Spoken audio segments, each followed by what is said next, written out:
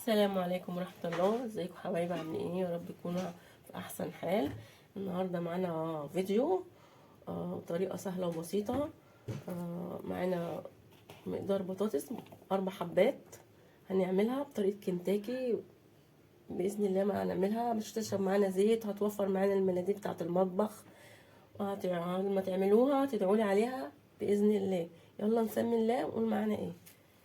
احنا معانا 4 حبات بطاطس. لو حضراتكم تزودوا الكمية مقدار نشا، مقدار نشا مش مقدار معين، تبع حبة البطاطس اللي انتوا هتستعملوها، مقدار البطاطس اللي انتوا هتستعملوها. ونكهة الجبنة، حضراتكم عايزين تجيبوا اي نكهة تحبوها براحتكم. في نكهة باب، في نكهة الملح والشطة والليمون. انا جايبة هنا نكهة الجبنة. يلا نسمي الله ونعمل ايه. انا معايا بطاطس غسلاها ومصفياها من الميه، هضيف عليها النشا واقلبها بالطريقه اللي انتوا شايفينها دي.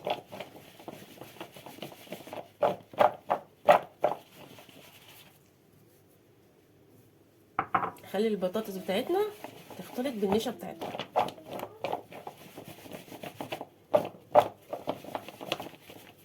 خلاص اختلطوا ببعض.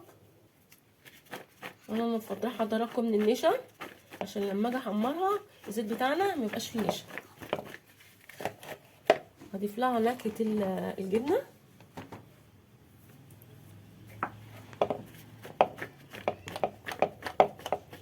برضك مش شرط ان انتوا تحطوا النكهه كلها، حسب البطاطس بتاعتنا هتحتاج.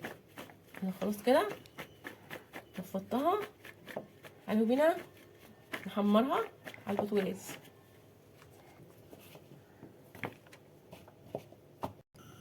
انا دلوقتي هضيف البطاطس في الزيت بتاعنا مقدور.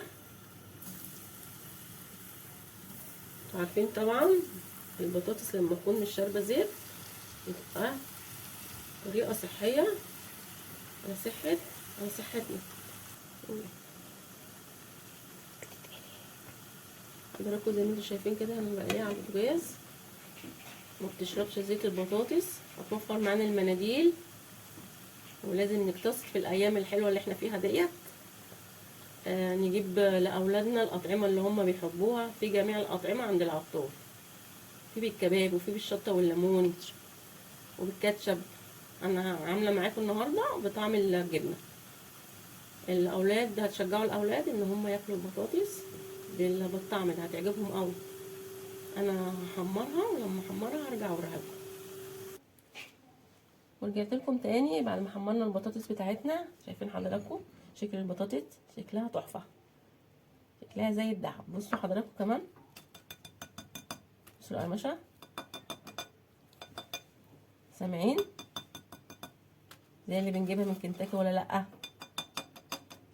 بصوا ناشفه من بره من جوه طريه. شايفين اهي، واحده كمان تخينه اهي. شايفين الحس؟ سامعين الحس؟ بصوا كريسبي من بره ومن جوه عامله ازاي، طريه ازاي. لو عملتوها بالطريقه دي لاولادكم هيعجبوا بيها ويحبوها قوي والله. وكفايه ان هي ما بتشربش زيت، احنا ما هدرناش زيت. حضراتكم لما تيجي تعملوها وتلاقوا في الزيت نشا صفوه بالمصفى. يا رب تكون وصلت لكم الطريقه بطريقه سهله وبسيطه. ما تنسوش تفعلوا زر الجرس عشان يوصل لكم مني كل جديد، وتشتركوا في القناه. انا بيكم هوصل، تشجيعكم بيا هوصل. لو عجبكم الفيديو اعملوا لايك وشير.